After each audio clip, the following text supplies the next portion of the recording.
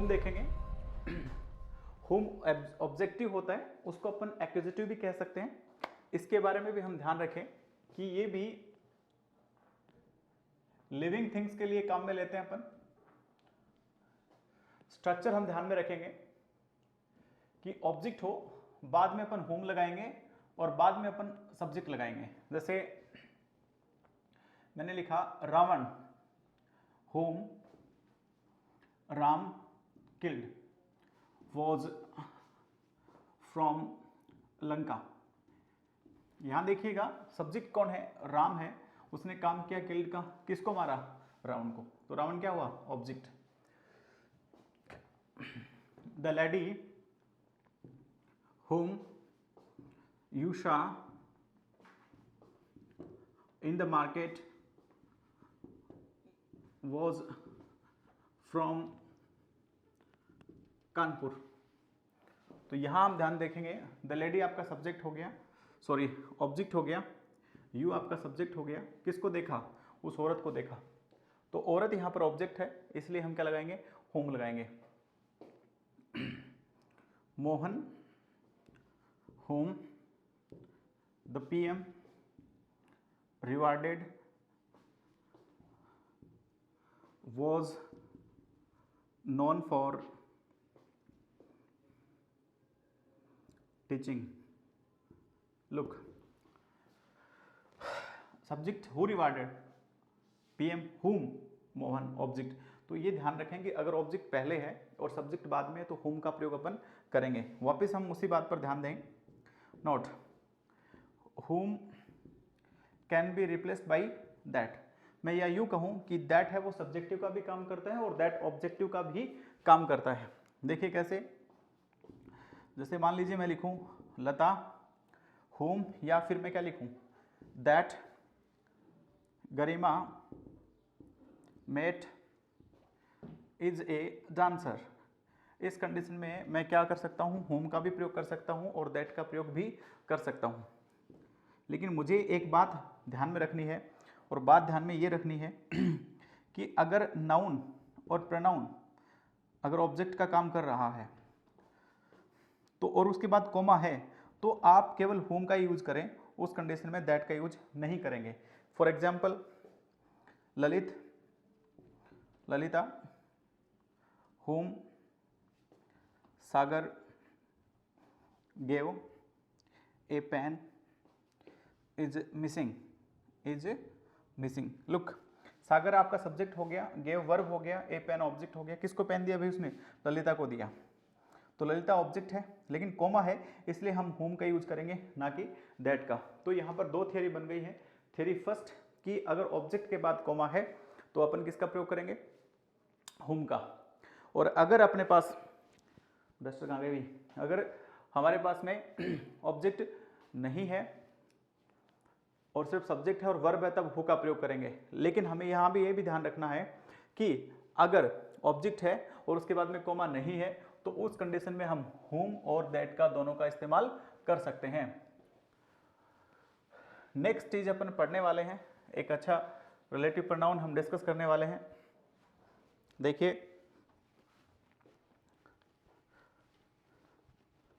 बहुत अच्छे से आप समझेंगे, बहुत अच्छे से आप देखेंगे।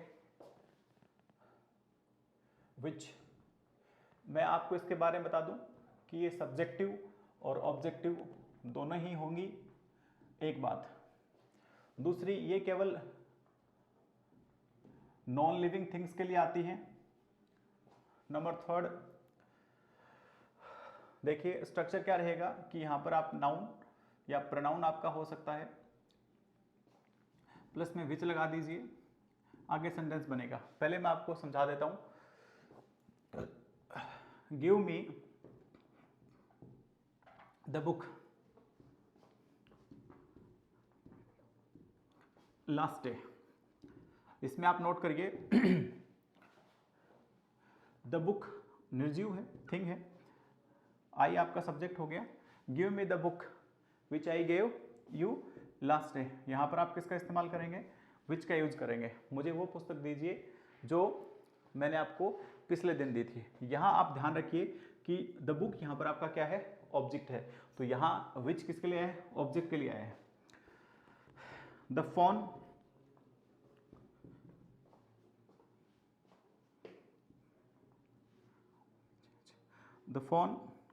blank which has functions based on digital is mine। यहाँ आप ध्यान दीजिए, फोन आपका सब्जेक्ट है और ये आपका वर्ब है, तो यहाँ पर क्या आ जाएगा, विच। वजह क्या है बेटा, वजह ये रही क्योंकि द फोन है वो क्या है आपका, वह एक निर्जीव थिंग्स है, इसलिए अपन विच का प्रयोग करेंगे। यहाँ हमारे ध्यान में ये बात रहे कि विच है वो सब्जेक्ट का भी काम कर सकता है, ऑब्जेक्ट का भी काम कर सकता है। ये किसके लिए आएगा, सिर्फ नॉन लिविंग थिंग्स के लिए आएगा। स्ट्रक्चर क्या होना चाहिए कि नाउन प्रोनाउन पहले आ सकता है, बाद में विच। ये ऑब्जेक्ट का भी पहले सेंटेंस में सब्जेक्ट ऑब्जेक्ट के लिए आया है, सेकंड सेंटेंस में ये सब्जेक्ट के लिए आया है। इससे जुड़ी हुई 3 बातें बहुत इंपॉर्टेंट हैं, बहुत बार हमें कंफ्यूज करती हैं, वो हम ध्यान में रखेंगे, जो बहुत इंपॉर्टेंट है उसके बारे में अपन डिस्कस करने वाले हैं। ध्यान दीजिए, सबसे पहले इन प्लस विच प्लस टाइम, ये तीनों चीजें किसका काम करती हैं, ये व्हेन का काम करती हैं। मैं दोबारा रिपीट कर देता हूं, इन प्लस विच प्लस टाइम किसका काम करती हैं, व्हेन का प्रयोग करते हैं। जैसे सी या इनकी जगह आप प्रीपोजिशन ले लीजिए, she does not know on which day was born। She does not know on which day she was born। अब देखिए इसमें क्या लिखा, she subject, she does not know. यहां पर आप देखिएगा ये क्या आपका प्रीपोजिशन, ये आपका क्या है टाइम, और इन तीनों के लिए मैं क्या काम में ले सकता हूं, व्हेन। हम गलती क्या करते हैं, हम यहां पर विच लगा देते हैं, तब तक तो ठीक है, लेकिन यहां अगर अपन व्हेन लगा देते हैं तो वाक्य अपना गलत हो जाता है। She does not know on which day she was born या वॉज बॉर्न। और देखिए दूसरा, आप इस सेंटेंस को ऐसे भी लिख सकते हैं, she does not know when she born, आप ऐसे भी लिख सकते हैं। दूसरा एग्जांपल देखिएगा, in which year it will happen not known to us, it not known to us। आप ऐसे भी कह सकते हैं, it is not known when it will happen। तो मैं आपको ये बता रहा हूं, आपको मैंने ये बात बताई है कि प्रीपोजिशन आ जाता है, प्लस विच आ जाता है, प्लस टाइम आ जाता है, तो हमेशा किसका प्रयोग करेंगे अपन, व्हेन का प्रयोग करेंगे। यानी ये तीनों इन विच प्लस टाइम, ये तीनों किसके लिए आए हैं, ये व्हेन के लिए आए हैं। या हम यूं कर सकते हैं, इन तीनों को हटा के व्हेन लिख सकते हैं, लेकिन अगर इन आता है या प्रीपोजिशन आता है, विच आता है, प्लस टाइम आता है, ये व्हेन का काम करेंगे। यानी तीनों ये तीनों मिलकर एक फ्रेज बनाती हैं जो टाइम दिखाती है, और टाइम कौन सा, when. Either we will use this phrase or we will use when, but we can not use both at the same time. Next आप इससे संबंधित एक बात और देखेंगे, अगर प्रीपोजिशन आपका आ रखा है, प्लस में विच आ रखा है, प्लस में प्लेस आ रखा है, तो ये काम करेगा वेयर। देखो जरा कैसे, police have no idea in which city she is living. देखिएगा इन आपका प्रीपोजिशन है, सिटी प्लेस है, और यहाँ विच ही आएगा। अगर अपन वेयर लगा देते हैं तो वाक्य गलत है। इन तीनों को हटा के हम यहाँ क्या लगा सकते हैं, यहाँ हम वेयर लगा सकते हैं। कैसे,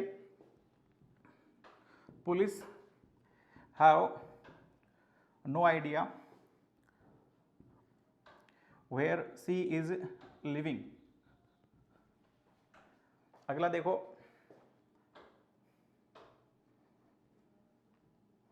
मोनिका has not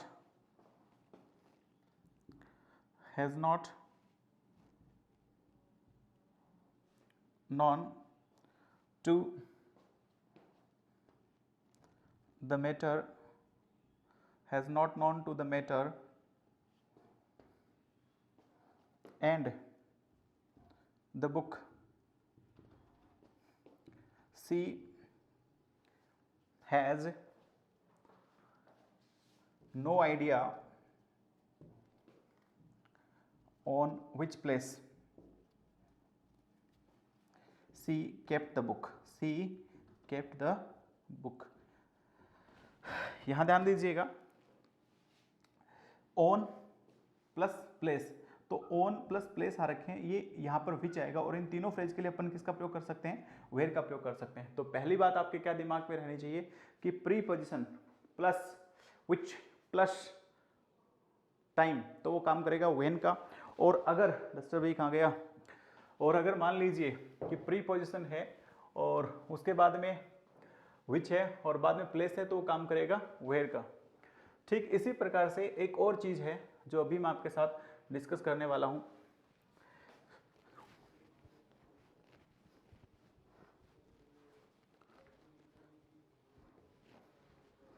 देखिए क्या है,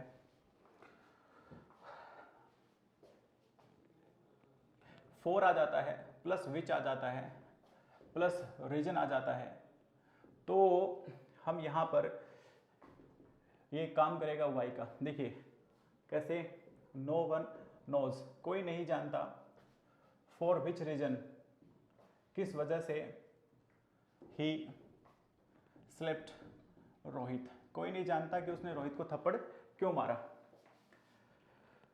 we are still not, we are still not informed for which reason police arrested him. हम कहना ये चाह रहे हैं यहाँ पे कि फोर अगर जहाँ जाता है और उसके बाद में रीजन है तो हम विच का प्रयोग करेंगे, और ये तीनों ही किसका काम करते हैं, वाई का काम करते हैं, यानी रीजन का काम करते हैं। अब अपन यहाँ डिस्कस करेंगे हुज का। हुज क्या होता है, ये जेनेटिव दिखाता है, संबंध दिखाता है। बहुत बार आपसे एग्जाम में पूछा जाएगा, बहुत कंसंट्रेट होकर आप इसको पढ़ेंगे। कैसे लिखेंगे, एक बात, ये सिर्फ लिविंग थिंग्स के इसीलिए काम में लेंगे। एक बात, ये सिर्फ रिलेशनशिप दिखाता है। रिलेशनशिप कैसे दिखाता है, ये पर्सन टू पर्सन दिखाएगा, person plus whose plus person. कैसे, देखिए Gauri whose father is a doctor wants to be a teacher. देखिए यहां पर गौरी का फादर का संबंध है। मैं बात किसकी कर रहा हूं, Gauri whose father is a doctor, Gauri जिसके पिताजी एक डॉक्टर है, वह एक अध्यापक बनना चाहती है। तो यहां पर हुज आया क्योंकि गौरी और फादर का संबंध है। फिर ऐसे देखो, Lalit whose teacher is missing is not happy. Mean क्या हुआ, ललित जिसका अध्यापक गायब है वह खुश नहीं है। तो यानी पर्सन का पर्सन के साथ संबंध है, तो हम हुज का प्रयोग करेंगे। हुज को रिप्लेस ना विच कर सकता है, ना हु कर सकता है, ना हुम कर सकता है। नंबर 2, कई बार person plus whose plus things का संबंध भी दिखाया जा सकता है। देखो जरा कैसे, Rohit whose mobile has been stolen is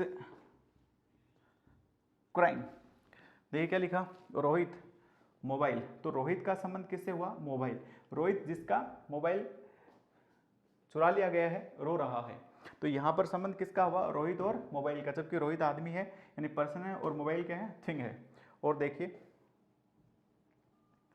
Charu whose bus is late is happy not to attend the school, not to attend the school. तो यहाँ हम ध्यान दें कि चारू हुज बस, चारू का संबंध किससे है? बस से है। तो ये अपन ध्यान दें कि चारू का संबंध यहाँ पर किससे है भाई? बस से है। और चारू पर्सन है और बस क्या है? थिंग है। तो हमने ये देखा कि हुज का प्रयोग हम कहाँ कर सकते हैं? हम हुज का प्रयोग हम तब कर सकते हैं जब वह पर्सन का पर्सन के साथ संबंध हो। नंबर 2, हम हुज का प्रयोग कब कर सकते हैं? जब पर्सन का थिंग के साथ हो। अब तीसरी बात, जहां आपको एक अच्छी बात सीखने को मिलेगी और एकदम यूनिक भी बात होगी। देखिए कैसे, क्या होता है कि थिंग का अगर थिंग के साथ संबंध है तो मैं हुज का भी प्रयोग कर सकता हूं और मैं ऑफ विच का भी प्रयोग कर सकता हूं। मतलब इस बात को मैं ऐसे भी लिख सकता हूं, थिंग विच अकेले का नहीं, ऑफ विच। देखिए मैं आपको 2 एग्जांपल दे रहा हूं। द बस हुज भी लगाइए या ऑफ विच भी लगाइए। Colour is white is mine.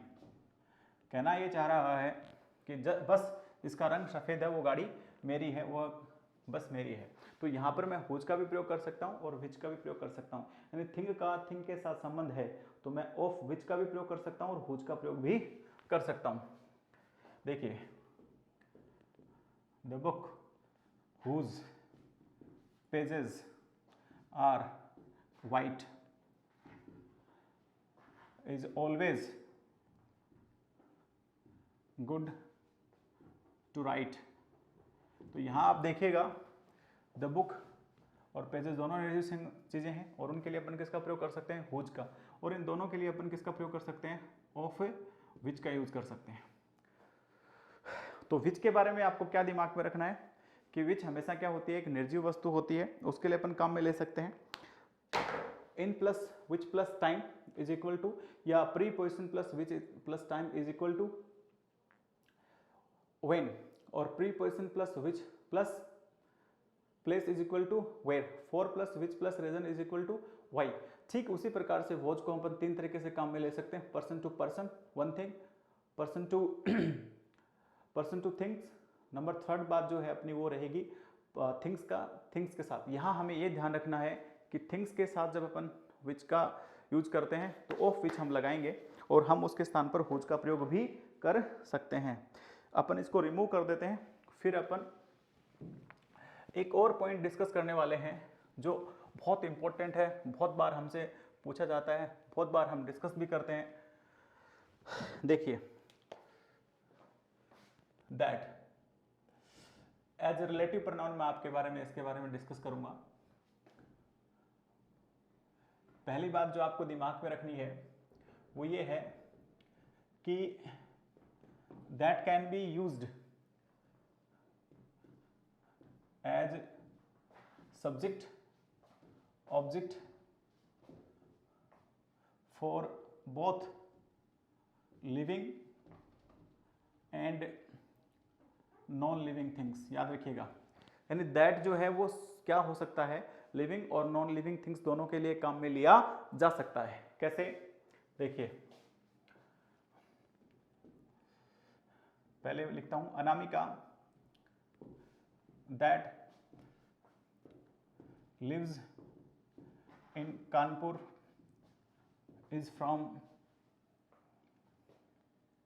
Basically Jaipur. यहां आप नोट कीजिए कि अनामिका आपका सब्जेक्ट है और सजीव है, वर्ब आ रखा है, तो यहां हम दैट का भी प्रयोग कर सकते हैं और हु का भी प्रयोग कर सकते हैं। तो यहां पर ये क्या कर रहा है? सब्जेक्ट का काम कर रहा है। देखो जरा कैसे, चारू दैट या whom I met in the morning was in hurry, was in hurry। अब देखो इस सब्जेक्ट में, इस सेंटेंस में सब्जेक्ट आई है और आई मिला किसे? चारू से, तो चारू ऑब्जेक्ट है। तो यहाँ दोनों सेंटेंस में बात तय होगी कि ये सजीव के लिए आ सकता है, सब्जेक्ट का भी काम कर सकता है और ऑब्जेक्ट का भी काम कर सकता है। देखो कैसे, the book that was on the table has been stolen, has been stolen. तो यहाँ निर्जीव वस्तु के लिए बात करेगी है पुस्तक जो टेबल पर थी वो चुरा ली गई है। तो पहली बात आपको ध्यान में रखना है कि दैट का प्रयोग रिलेटिव प्रोनाउन में अपन कर सकते हैं। रूल नंबर 2, दैट का जो यूज है वह हमेशा हम कहाँ करेंगे, सुपरलेटिव डिग्री में करते हैं। याद रखिएगा कि दैट का यूज हमेशा हम सुपरलेटिव डिग्री में करते हैं। कैसे, जैसे मैंने लिखा Sunita is the most intelligent student, wants to be a doctor। अब यहाँ देखिएगा कौन सी डिग्री है जी, सुपरलेटिव डिग्री है। तो यहाँ अगर हम मुँह लगाते हैं तो गलत माना जाएगा, हमें यहाँ पर सिर्फ क्या लगाना चाहिए, दैट लगाना चाहिए। और देखिए चंदन the tallest boy in the village wants to join army. तो यहाँ आप देखिएगा वापस से कौन सी डिग्री है, सुपरलेटिव डिग्री है, तो हम दैट ही लगाएंगे। तो पहला रूल क्या था कि दैट है वो सब्जेक्ट का भी काम कर सकता है, दैट ऑब्जेक्ट का भी काम कर सकता है। नंबर 2 कि दैट है वो सुपरलेटिव डिग्री में आता है। रूल नंबर 3, यहां हमें इस बात पर ध्यान देना है कि all, none, nothing, something, the same,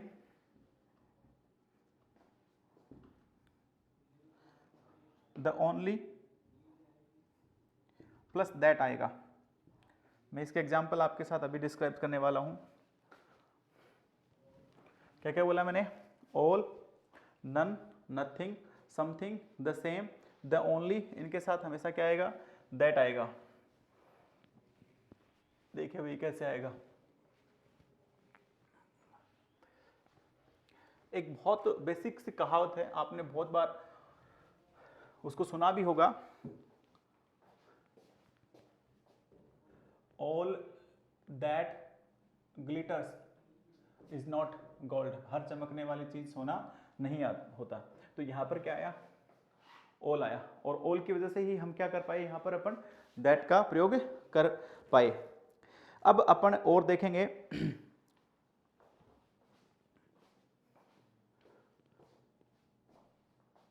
there was none that didn't spot me there. देखिएगा there was none that didn't spot me there, वहां पर ऐसा कुछ था ही नहीं, नन की वजह से हमने यहां पर क्या लिखा, दैट का प्रयोग करा, वहां पर ऐसा कुछ था ही नहीं। मैं वापस आपको रिपीट कर देता क्या क्या मैंने बोला, all, all, something, nothing, everything, ये सब चीजें आ जाती हैं, तब अपन किसका प्रयोग करेंगे, यहां अपन प्रयोग करेंगे दैट का। अब अपन थोड़ा सा डिस्कस करते हैं।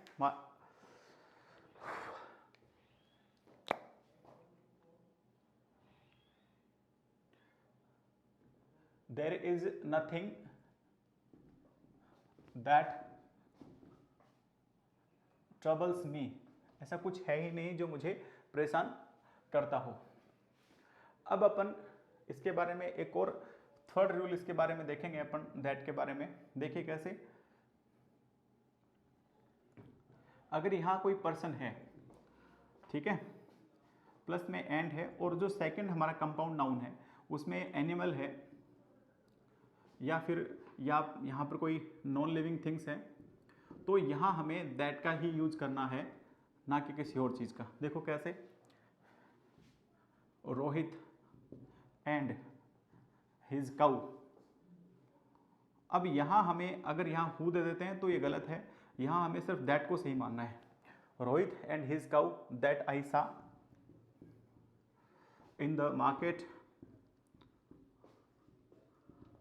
वर going to the farm, going to the farm. यहाँ हम ध्यान रखेंगे कि जो दोनों अपने कंपाउंड सब्जेक्ट है और उनका एंटीडोट क्या है, वहाँ पर अपना दैट बनेगा। वजह क्या है, क्योंकि पहला पर्सन है और अगला एनिमल है या कोई थिंग्स है, तब अपन वहाँ पर दैट का यूज करेंगे, ना कि किसी और चीज़ का। और देखिए, Gauri and his car that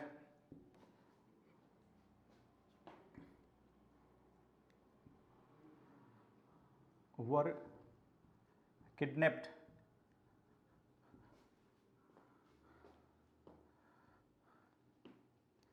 can be seen in the police station. तो ये आप ध्यान रखें कि अगर पर्सन है, पर्सन के बाद में एनिमल है या कोई थिंग है, तो वहाँ हम किसका प्रयोग करेंगे, दैट का प्रयोग करेंगे। अब अपना अगला रूल अपन इसमें डिस्कस करने वाले हैं, फोर्थ। सच का आपने खूब यूज किया होगा, सच के साथ में एज का भी प्रयोग होता है और दैट का भी प्रयोग होता है। मैं आपको यहाँ पे एक छोटी सी बात बता दूं कि एज तभी आएगा जब यहाँ पर सिर्फ ऑब्जेक्टिव केस हो, यानी सिर्फ सेंटेंस नहीं हो, सिर्फ वर्ड्स हो। और यहाँ दैट का प्रयोग अपन तब करेंगे जब यहाँ पर क्या आता हो, हमारे पास सेंटेंस आता हो। जैसे या सच की जगह यहाँ पर द सेम ले लीजिए, द सेम ले लीजिए। जैसे I have the same pen, I have the same pen as yours. तो यहाँ पर आप नोट कीजिए, क्या ये सेंटेंस सही है, I have the same pen that yours? No, it is a wrong sentence, क्योंकि दैट के बाद हमें सेंटेंस चाहिए, इसलिए अपन यहाँ पर क्या लिखेंगे, एज लिखेंगे। और यही सेंटेंस अगर ऐसे आ जाता है, I have the same pen you have, अब यहाँ सेंटेंस का मीनिंग भी चेंज हो जाएगा। यहाँ दैट सही है, नहीं एज के बाद हमें क्या चाहिए, ऑब्जेक्ट चाहिए। यानी यहाँ हमें क्या चाहिए, दैट के बाद हमें क्या चाहिए बेटा, हमें सेंटेंस चाहिए, ठीक है, और यहाँ हमें ऑब्जेक्ट चाहिए। इसका मीनिंग भी अलग हो जाता है। I have the same pen as yours, मतलब मेरे पास भी वैसा ही पेन है जैसा आपके पास है। लेकिन जबकि दूसरे सेंटेंस में क्या होगा, I have the same pen that you have, तो तुम्हारे पास पेन है वही मेरे पास है, मतलब पेन एक ही है। और देखो जरा, Rahul has the same watch as mine, यानी राहुल के पास मेरे जैसी एक घड़ी और है। लेकिन जब मैं ये कहता हूं Rahul has the same watch that I have, तो इसका अर्थ होगा कि राहुल के पास वही घड़ी है जो घड़ी मेरे पास है, मतलब घड़ी एक ही है। तो यहां हमें ये ध्यान रखना है। अब एक और, अब मैं आपसे एक चीज और डिस्कस कर रहा हूं, इतनी चीजें अपने डिस्कस करी हैं, तो एक चीज मैं चाहता हूं कि और अपन डिस्कस कर लें। देखिए, बहुत बार क्या होता है, हमें ये भी ध्यान रखना है कि दैट अगर कहीं रिलेटिव प्रोनाउन का प्रयोग कर रहा है और हमें उसमें प्रीपोजिशन की आवश्यकता पड़ती है, तो वो दैट के बाद नहीं लगेगा बल्कि सेंटेंस के एंड में लगेगा। मैं इस बात को बोर्ड पे भी लिख देता हूं।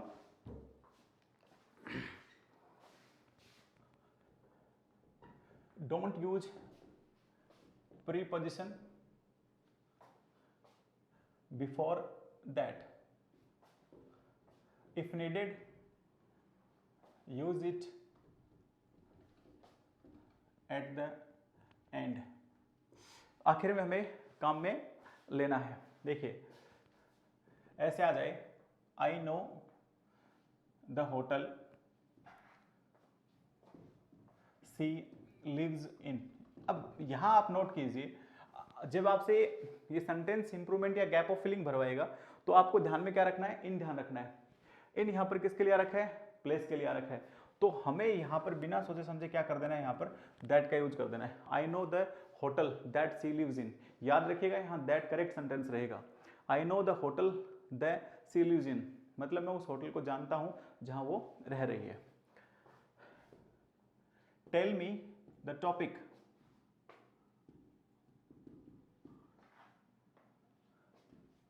You are discussing about.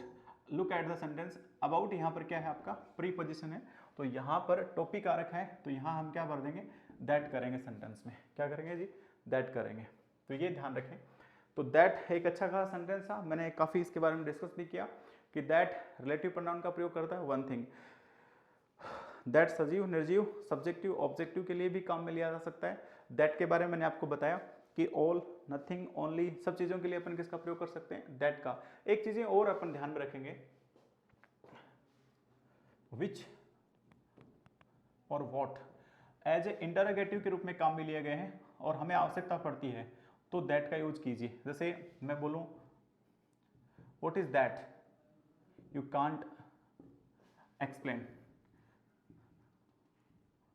मतलब क्या हुआ, ऐसी कौन सी चीज है जिसे आप अभिव्यक्त नहीं कर पा रहे।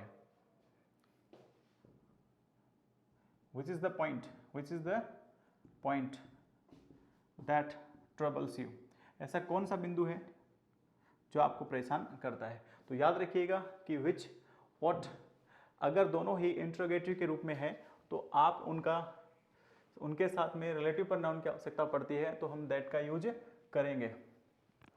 मैंने आपके साथ डिस्कस किया विच का, दैट का, हुज का, हु का, हुम का। अब अपन चलते डिस्कस कर रहे हैं वेयर का, बहुत आसान से रहेंगे। व्हेन जो है ये टाइम दिखाता है, टाइम ईयर हो सकता है, प्लेस हो सकता है, मंथ हो सकता है, उसके आगे नाउन होंगी, कंपल्सरी है। देखो जरा कैसे, the Sunday, when you came. देखो मैंने यहाँ पे एक बात और नोट कीजिए, संडे से पहले मैंने दैट इसलिए लगाया, मैं पर्टिकुलर संडे की बात कर रहा हूँ। The Sunday when you came was my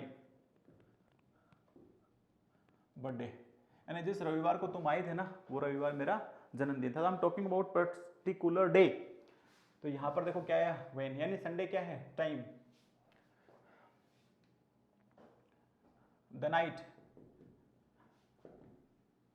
when you called me was very called. मैं कह रहा हूं कि the night when you called me was very called, जिस रात को तुमने मुझे फोन किया वो बहुत ही ठंडी थी। तो यहाँ पर व्हेन यहाँ पर किसके लिए आया, नाइट के लिए आया। बहुत बार क्या होता है, ये दोनों ही टाइम का कोई वर्ड्स नहीं होता, अंडरस्टूड होता। कैसे, जैसे मान लीजिए I have no idea, I have no idea when I have to attend the function. यहाँ सेंटेंस को देखिएगा कि मुझे कृति भर भी अंदाजा नहीं है कि मुझे फंक्शन अटेंड को कब फंक्शन कब अटेंड करना है। फिर अपन बात करेंगे वेयर, वेयर प्लेस दिखाती है, सेम उसी प्रकार से। देखो मैं बोलूं this is the school where I study, ये वही स्कूल है जहां मैं अध्ययन करता हूं। दूसरा देखिएगा this is my house where I live, ये मेरा घर है जहां मैं रहता हूं। बहुत बार हमें प्लेस का भी फील नहीं होता सेंटेंस में, सिर्फ उसे हमें अंडरस्टूड करना पड़ता है। जैसे I have no idea he is living now, he is living now. अब देखिए इस सेंटेंस में लिविंग वर्ड ही हमें दिखा रहा है कि प्लेस के लिए आ रहा है, तो हम यहाँ पर क्या लिखेंगे, वेयर लिखेंगे। I have no idea where he is living now.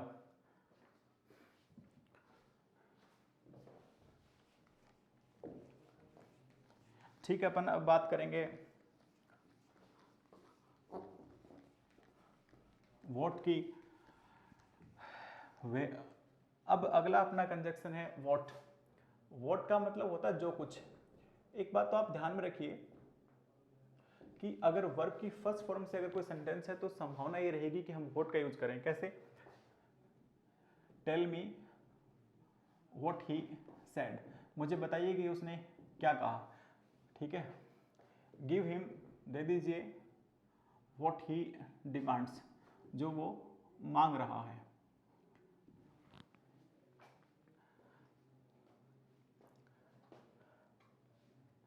जैसे मान लीजिए मैं लिखूं inform him what troubles you,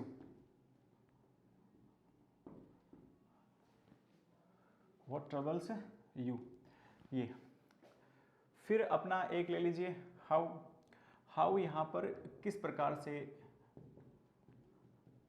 जिस तरह से, इस तरह से के अर्थ में इसे काम में लेते हैं।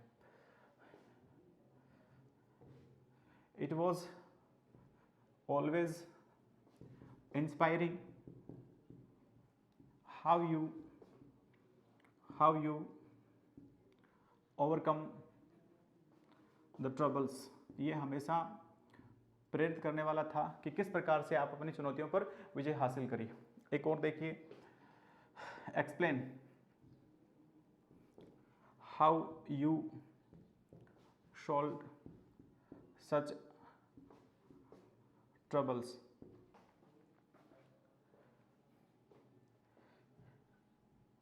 It is always charming to see how you dance, how you dance. तो ये ध्यान हमें रखना है। एक और बात ध्यान रखें कि नो हाउ टू जब यूज होता है तो इसका मतलब होता है किसी चीज़ को करना आना, या to have some skills, to have some skill, कोई स्किल रखना, किसी का हुनर होना। जैसे मान लीजिए मैं कहूँ कि मुझे इंग्लिश या बोलनी आती है तो मैं बोलूँगा I know how to speak English. जैसे मैं कहूँ ही नोज, वो जानता है, how to climb up the tree, उसे पेड़ पर चढ़ना आता है, उसे कंप्यूटर चलाना है। Okay, he knows how to operate the computer. या मैं कहूँ कि उसे दरवाज़ा खोलना आता है तो बोलूँगा he knows how to open the door. ये अपना एक रहा। अब अपना एक लास्ट में रहा वाई। वाई एक तरह से रीजन दिखाता है। जैसे नो वन नोज, कोई नहीं जानता, वाई ही अब्यूज्ड मी, कोई नहीं जानता कि उसने मुझे क्यों गाली निकाली, रीजन दिखा रहा है। जैसे देखिएगा, okay, we are not sure why they are so happy, हमें पूरा विश्वास नहीं है कि उनकी इतना खुशी का कारण क्या है। जब रीजन का फील हो रहा है तो हम किसका प्रयोग करते हैं, अपन वाई का प्रयोग करते हैं। In this video, I have told you relative pronoun, or with this video, I have completed all the pronouns. Thank you for your kind support, and be happy, be healthy at your home. Thank you. Have a great day.